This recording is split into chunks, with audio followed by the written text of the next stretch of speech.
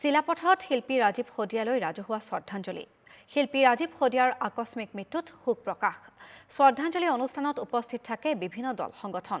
চিলাপথাৰ বিহুৱা শিল্পী সমাজ AJYCPৰ শ্ৰদ্ধাঞ্জলি অনুষ্ঠান। শ্ৰদ্ধাঞ্জলি অনুষ্ঠানত উপস্থিত থাকে চেচি বৰগাঁও সংৰক্ষণ মুক্ত বিধানসভা দাবী সমিতিৰ বিষয়ববীয়াসকলো। অসম জাতীয়তাবাদী যুৱ পৰিষদ আটাচুৰো শ্ৰদ্ধাঞ্জলি জ্ঞাপন।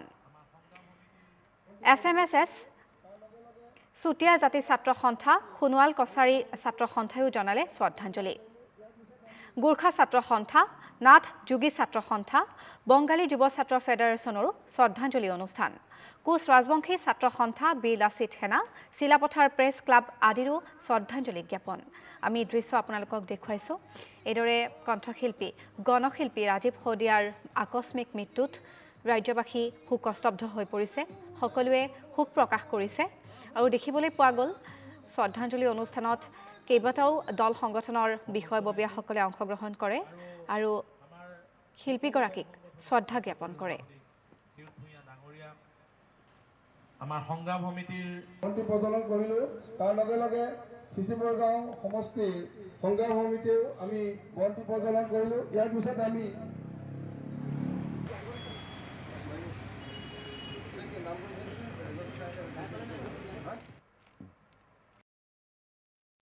অসমীয়া জাতি মাটিৰ গান গোৱা, অসমীয়াৰ আৱেগক প্ৰাধান্য দি গণশিল্পী হিচাপে খ্যাত আমাৰ বিপ্লৱী কণ্ঠগৰাকী ৰাজীৱ শদিয়া আকস্মিকভাৱে যোৱা পৰহি এটা সংগীতানুষ্ঠানত তেখেত হঠাৎ অসুস্থ হয় আৰু যোৱাকালি GMC চিকিৎসকে তেখেতক মৃত বুলি ঘোষণা কৰাৰ পাছতেই সমগ্ৰ অসমবাসীৰ লগতে আমিও মৰ্মাহত হৈছোঁ।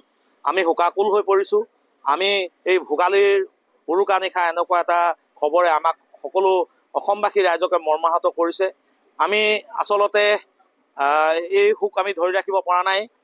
গতিকে আমি চিলাপথাৰবাসীয়ে, আমি চিচি বৰগাঁওবাসীয়ে, আমি ধেমাজিবাসীয়েও আমাৰ এই সমষ্টিটোৰ কাৰণে, আমাৰ ধেমাজিবাসী ৰাইজৰ কাৰণে তেখেতে বহু অৱদান আগবঢ়াই থৈ গৈছে। অসমীয়া জাতিৰ কাৰণে তেখেতে যিকেইটি গীতৰ জৰিয়তে আচলতে অসমীয়া জাতিটোৰ ভৱিষ্যতৰ কাৰণে আমাক যি তেওঁ অৱদান আগবঢ়াই গ'ল।